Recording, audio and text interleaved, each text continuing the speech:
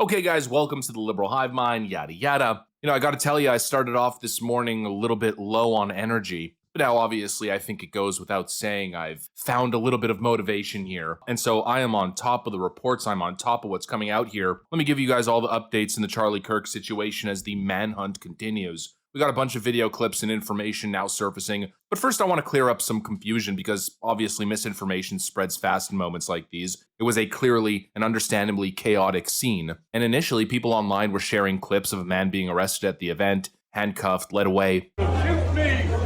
Shoot me! Was that you? We don't know if it's him or not. That was eventually the guy was identified as being someone who was trying to help the shooter escape. So he interfered with law enforcement, and I think he's being charged with obstruction of justice.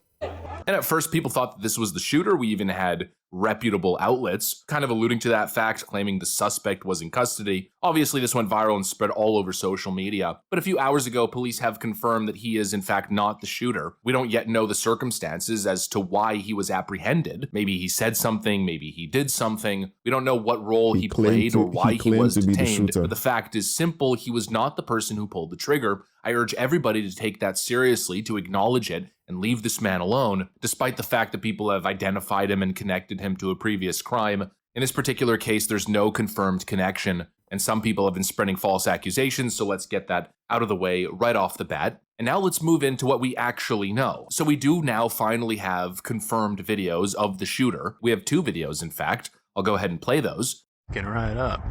Yeah. You think he'd already be in place? You would think that. So there's somebody on the roof right there? Just saying. He just ran from over, where's my finger? This is crazy. So just like the Trump shooting, there were people who saw the shooter before he assassinated Charlie Kirk. Well, from over there, ran in, and now he's right there. Just saying,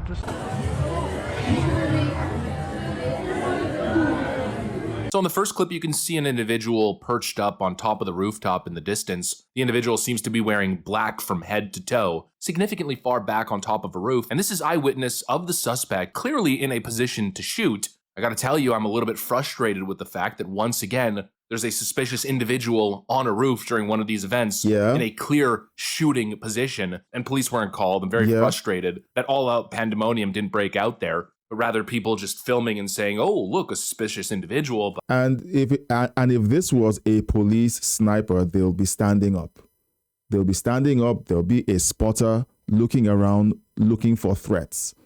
So whenever you see things like this around you, next time, pick up your phone. Don't just record, yes, very briefly. Pick up the phone and then call the police. But I guess you can't blame people for not doing everything they should have. And then in that second video, you see a shot being fired, or you hear the shot being fired. Chaos erupts, the entire crowd drops to the ground, and then right there you can see a small little body. Maybe we'll zoom in and play it as I'm speaking here. You see a tiny little black speck pop up, spring up, and start bolting from that position. Well, that was very clearly the shooter. And these 2 clips that are now surfacing online are the only 2 confirmed videos of the shooter. So now we have some confirmed information. Let's talk about what we actually know. We can pull up satellite images, aerial photos of the Utah Valley University campus. And from what we can gather, it seems the individual is on this building right over here. This building is known as the Losi Center at Utah Valley University. And if we zoom in on the Google Maps, it's where the UVU Career Development Center, the UVU Women's Success Center, and the UVU Veteran Success Center is. Just to add as much detail as possible. Now, I think we can definitely confirm that this is the building if we take a side-by-side here and just look at the architectural structure of this building. You can tell that it pretty much lines up one-to-one. You'll see the shooter perched, and there's multiple levels that kind of step upwards. The side wall also seems to be roughly the same color, an orangish-red stone or brick. And Fox News is reporting that this was roughly 200 yards away from where Charlie Kirk was posted during the event. I want to bring in now, let's start with this new statement from Utah Valley University. We had a speaker, Charlie Kirk, invited by a student group, Turning Point USA, speaking on campus today at noon. At about 12:20, shots were fired from a building about 200 yards from the speaker. Now, this is new. According to the best of our knowledge, the individual was hit and was taken away immediately by his security personnel. That individual, of course, is Charlie Kirk. Campus is closed for the rest of the day, and our campus police have a suspect in custody. So that is new information. 200 from a building, 200 yards from the shooter is the newest information from the university. And obviously, I actually have a vantage point. You can kind of see here. This is basically what the scene would look like from the perspective of this heinous murderer who was perched up on that rooftop. So yeah, obviously not exactly an easy shot. That's where the round was fired from. And naturally, people are already jumping to conclusions and making assumptions. There's claims that this had to have been a professional hit by a trained sniper, maybe even a state-level operation or foreign state operation. Now, I understand why people would jump to that conclusion. Well, I already did a video reacting to someone testing out a rifle that wasn't configured, and he's not a professional sniper, and he says that it is possible for someone with just a few hours of range time to make a shot similar to what the assassin made in order, to kill Charlie Kirk. It does look precise. It looked calculated, but I don't think we should get carried away just yet.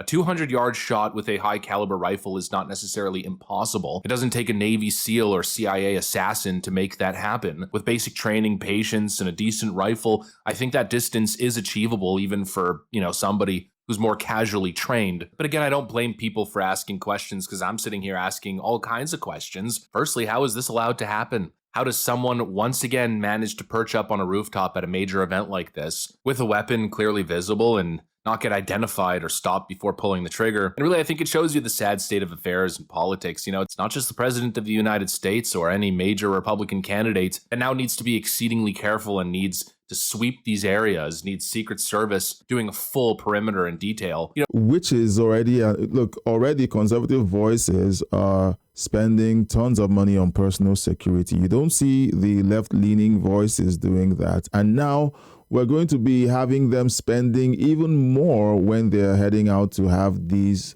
events on campuses. This is making it more expensive to go out there to win the hearts and minds of these young people who are constantly being brainwashed in the higher institutions. Now, someone says, well, how do you say that they're being brainwashed? That's a lie. That's not true. Well, why is it that every time people with conservative values go to these schools to engage the students act like rabid animals? Just answer that in the chat, because they didn't leave their homes behaving that way.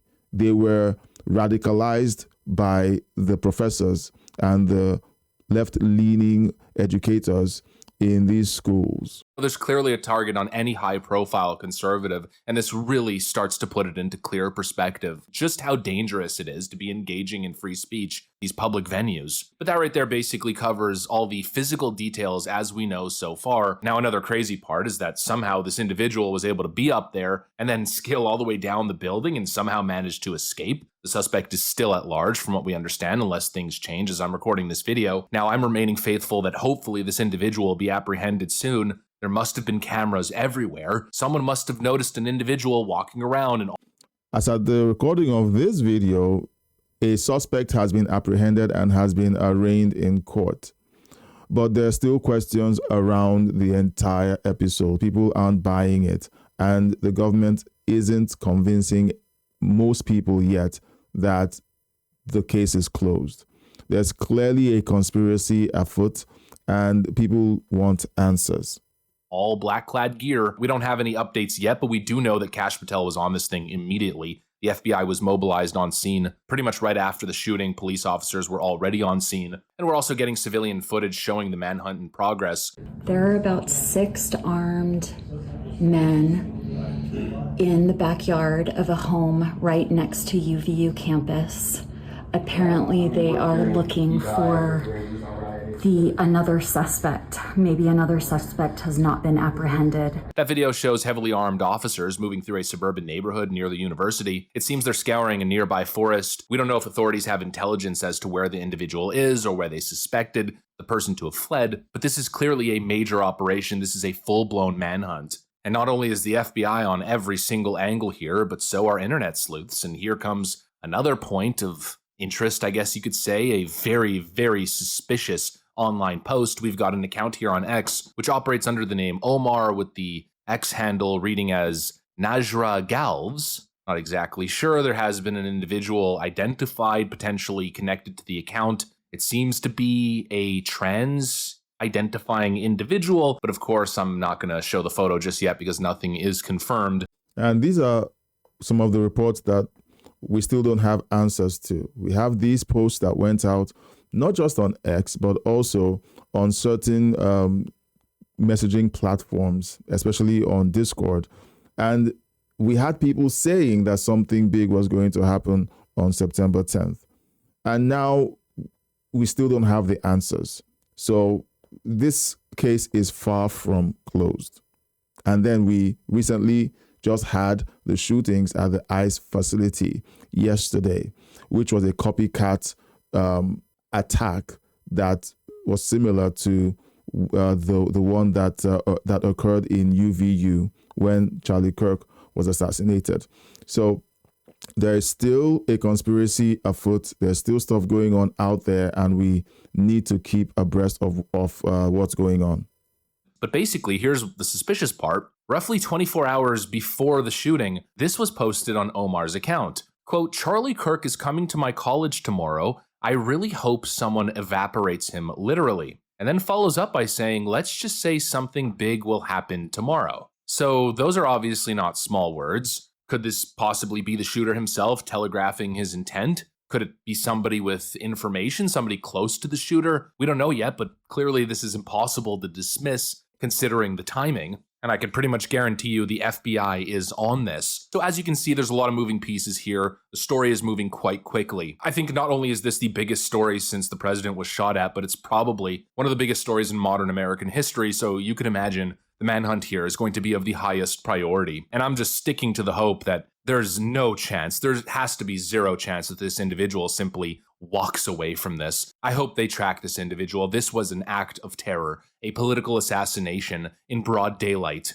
It cannot go unpunished, and I simply have faith that this terrorist will be caught. It's only a matter of time. But those are the updates as we currently have them. Thanks for watching, and I'll see you on the next one. Yeah, so head on over to Liberal Hive Mind, subscribe to his channel, let him know that I sent you.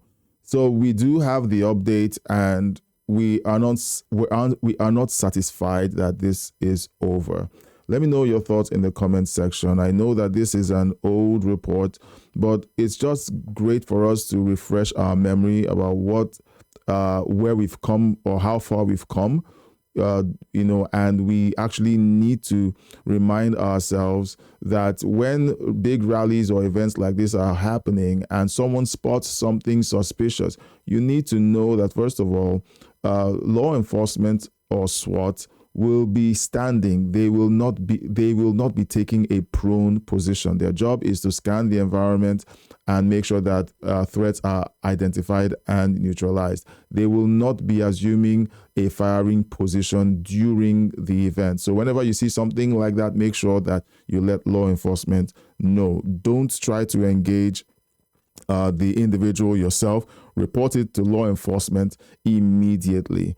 Well, if you've watched this long, you're a super fan. Please consider subscribing, liking, and sharing this video. And if you can, please donate to the channel by sending us a super thank. Or you can join the Crossroads family by joining our membership. The links to do that are in the description, the video description below, or in the pinned comments below. Thank you so much for being a part of this video.